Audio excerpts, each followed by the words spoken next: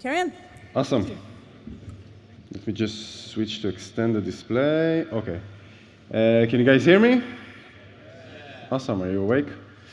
It's lunch soon. Woohoo! OK, so my name is Adam Klein. I'm going to speak about MobX.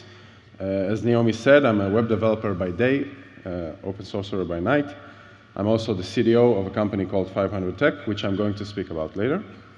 I'm the author of Angular 3 component and MobX Angular.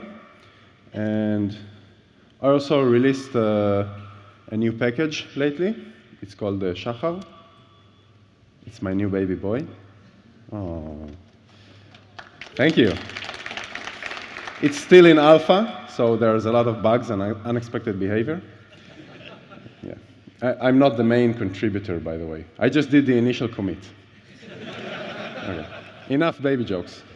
So raise your hand if you've heard of MobX.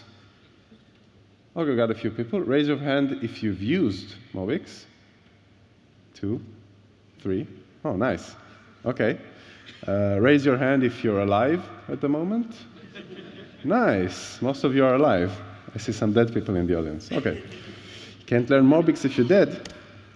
So what is MobX? MobX is a solution for state management. So basically, it's an alternative to using Redux or NGRX. It's a really different alternative. It uses plain objects and classes, so no immutable data and no complex flows. You just call functions and set properties on objects. It's very simple, and it's quite brilliant, and I hope I can get you through the internals so you can understand why it's so brilliant and how it works. And it's framework agnostic, so it was originally developed for React. I said the R word, I'm sorry. But it has an official MobX Angular connector, and it's not really framework specific. So it allows us to manage our application state as a single source of truth, and it can be shared between components. And it allows us to keep our components in sync. They're in the sync. So, okay. Let's look at some code. OK, so should I zoom in, or do you see it? Zoom in? It's fine, OK. So we have, I'll increase it a bit. So I have this very simple app. I can deposit dollars, and you can see the total balance getting updated and a list of transactions. And I can withdraw money. And if I get to a negative balance, then I have this message, your account is in overdraft. Let's just make me rich. Yes. OK, so here is how this application is built. Now it's just Angular, OK, without MobX. So we have a service, which is a class called account. It holds an array of transactions, everything we deposited or withdrew. And it has a function that gets the current balance, which is just the sum of the transactions. We also have a function called isNegative. It's just if the balance is less than 0. And deposit and withdraw, they just add another transaction to the end of the array. OK, so it's very simple, and it's shared between all of our components. Let's look at our app component. So our app component is basically just 3 components: the actions, the balance, and the list of transactions. And each of these components just injects the account store, the service, and calls the functions to invoke actions, and uses the properties to display in the component template. Right? So in the balance component, we display the balance and the isNegative, and in the transactions component, we just iterate over the transaction array. All right, so it works, right? Why do we need MobX? Let's look at a few problems. So first of all, let's go to the balance component and add a binding to a method called count, which doesn't really do anything. It just console counts how many times change detection happens on the balance component. So now you see change detections run 4 times. And when I type letters, every keystroke causes change detection. When I deposit money, change detection runs a few times. And I'm wondering why do I need to update the balance component, which is this, every time a keystroke is being made, right? It doesn't really help me. It's just an unnecessary updates. There's also another problem. If we go to the get balance method, and we do console count compute balance, so you can see we compute the total balance also on every keystroke, and we do it a few times. So in this application, it's very small, and it works perfect, so there's no performance problems. But when your app starts getting big and scale up with a lot of components and data, this is bound to be irresponsive, and the performance will be very bad. And we've seen it happen with a lot of applications. So why is this happening? Anybody knows? Because of zone, right? Angular uses zone, which basically means everything that happens on the screen, every event, Angular will just run change detection on all of our components. So if our components call a function, it will be rerun every time. So there's a very simple way to handle this, which is to use the change detection strategy on push.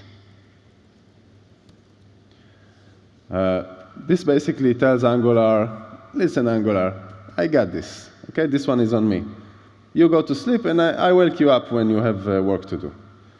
Okay, so now Angular will not automatically run change detection, which is great, because now when we type, there are no console logs, right?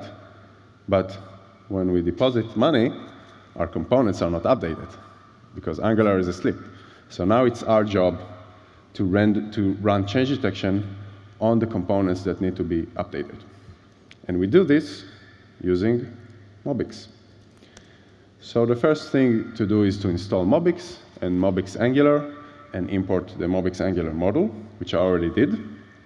And now I'm going to use the three most common functions from MobX: observable, computed, and action. So observable actually has nothing to do with Rx observable. Okay, it's just the same name. And we use it as a decorator on our state, on our property, which is the transactions property. This tells MobX, I want you to know every time someone accesses this property. Okay, it still doesn't do anything. It just makes MobX aware of when we get and set this property.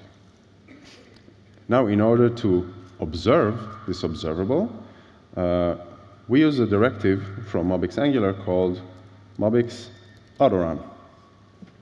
MobX autorun uses a function called autorun from MobX, which I'll show later. And before explaining how it works, I just want to show you, I'm putting it on the transactions component as well. Did it refresh?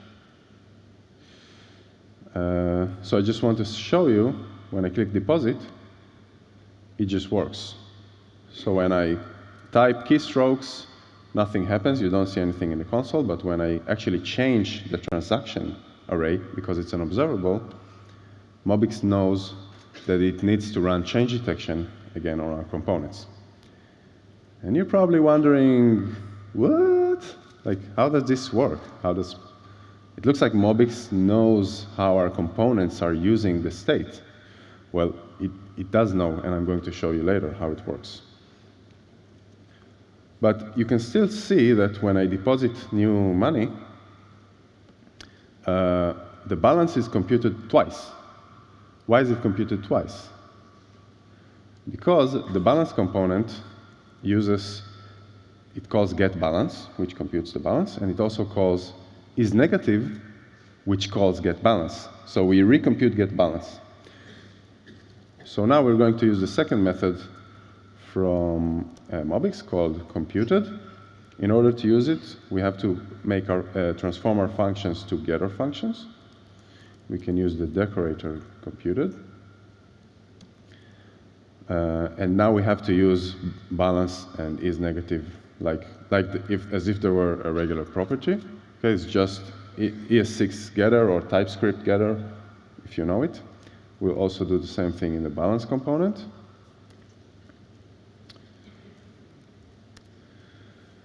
And now if we go to our app, when we deposit money, let's clear the console, it only gets computed once. So what MobX does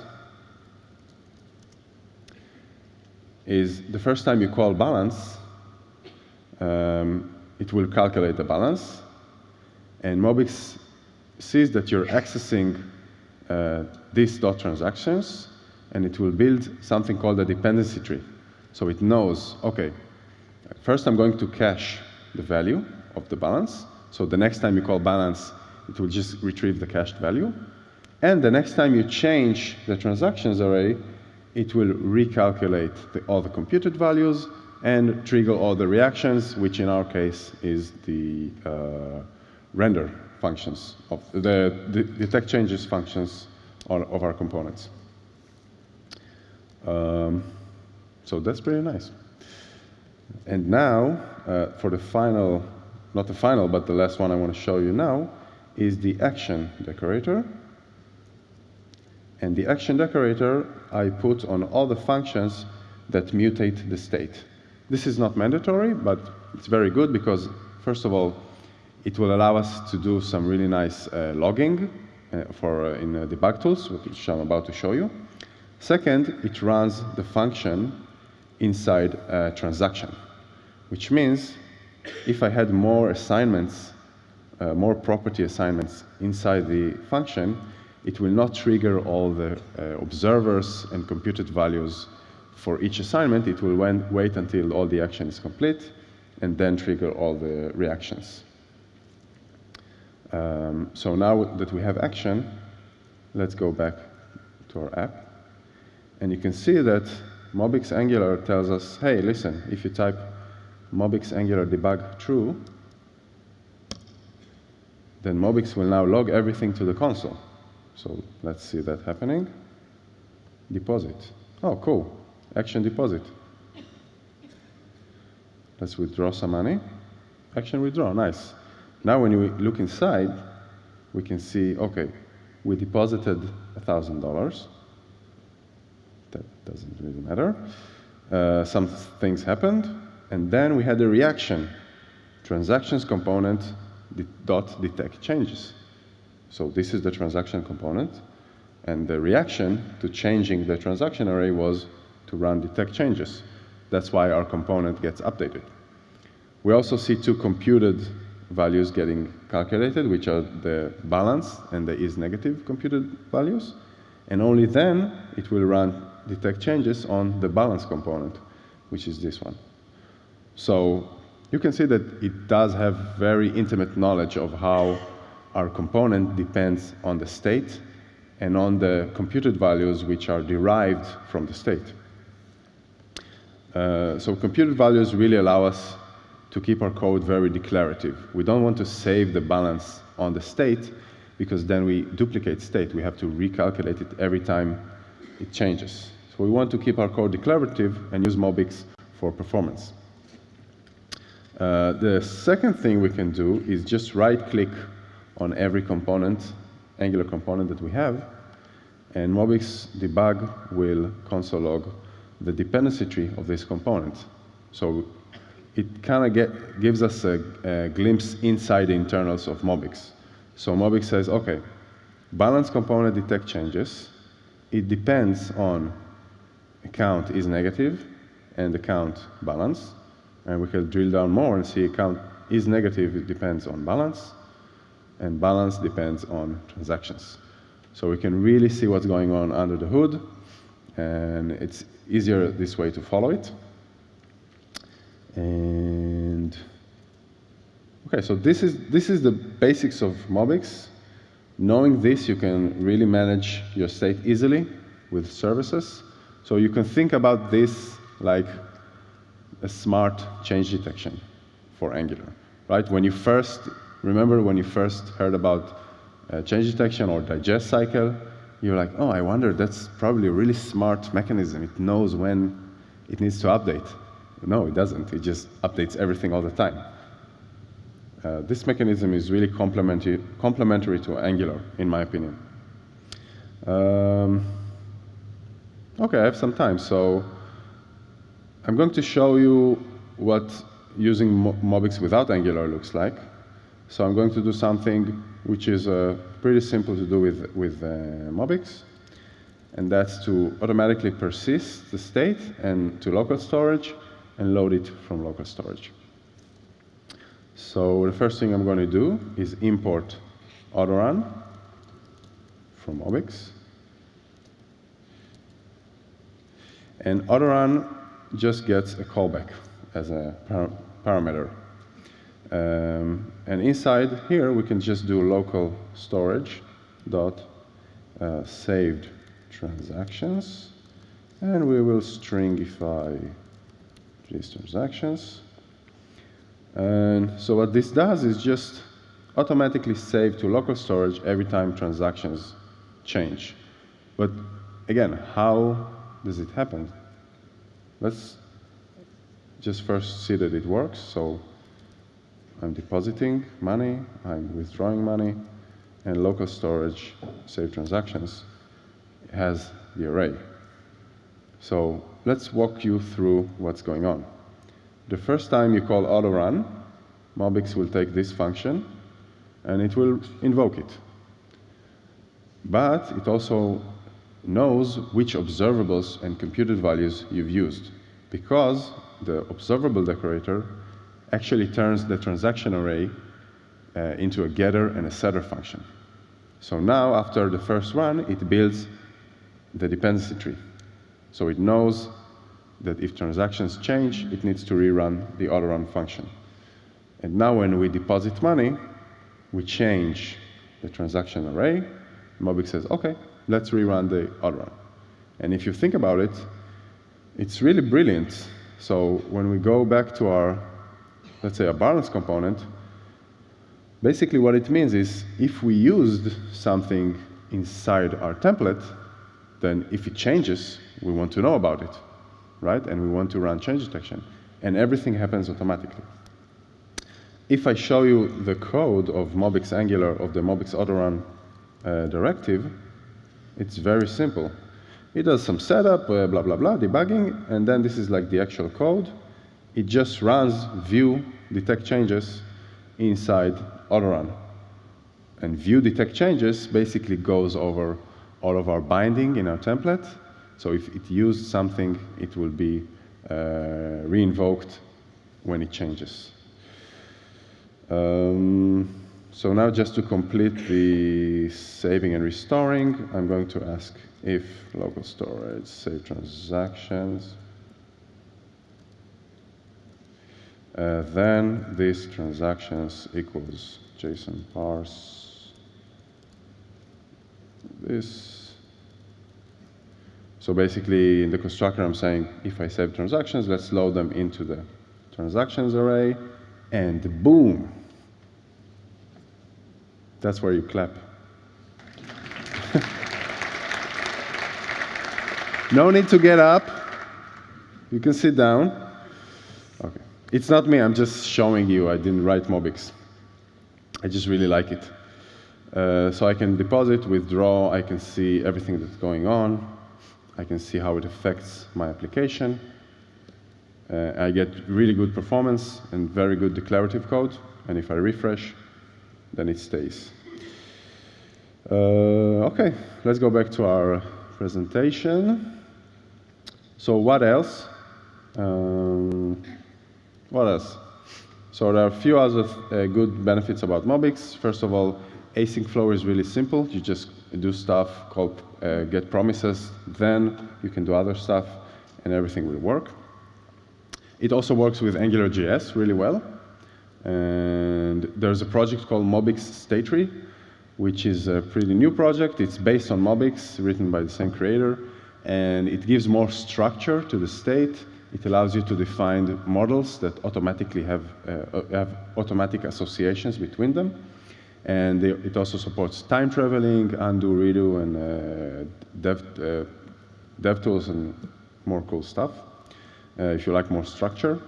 And it has many more features that I didn't show you, a lot of other ways to observe values. I encourage you to just go Google MobX or Bing MobX, I don't know if you do that, ask Jeeves, and just look at the documentation and explore it. And now time for some shameless promotions. So, first promotion is my company called 500 Tech. We recently did rebranding. This is our new website. So we help companies build advanced web and mobile applications in all around the world, the United States, Israel. We do development and also training and consulting. You can go in our website and check out some really cool projects that we've built from ground up. Our impressive list of clients. We do a lot of conferences and meetups and write books and all kinds of stuff that doesn't give us money. And you can just go in here and say like, hey Adam, great talk, and send, and I will appreciate it. The next promotion is Angular Up. It's a conference in Tel Aviv, June 28th, 2018, this year. It's the third time. It's really amazing. We're having like 600-700 attendees. You can see the video from last year here, or click on 2017 and check out the amazing list of speakers that we had. You probably recognize some of them from here. And the coolest thing is that we're combining it with a tour of Israel. So if you come to the conference, you can also go get on the tour, go to Jerusalem, go to the Dead Sea, put some mud on yourself, eat some great hummus, of course. And I have some leftover swags from last year's conference. So I have ES6 cheat sheets and some spinners and camel stickers. So after this talk, you're probably going to run to lunch, but in office hours, you can come and get some swag. And thank you.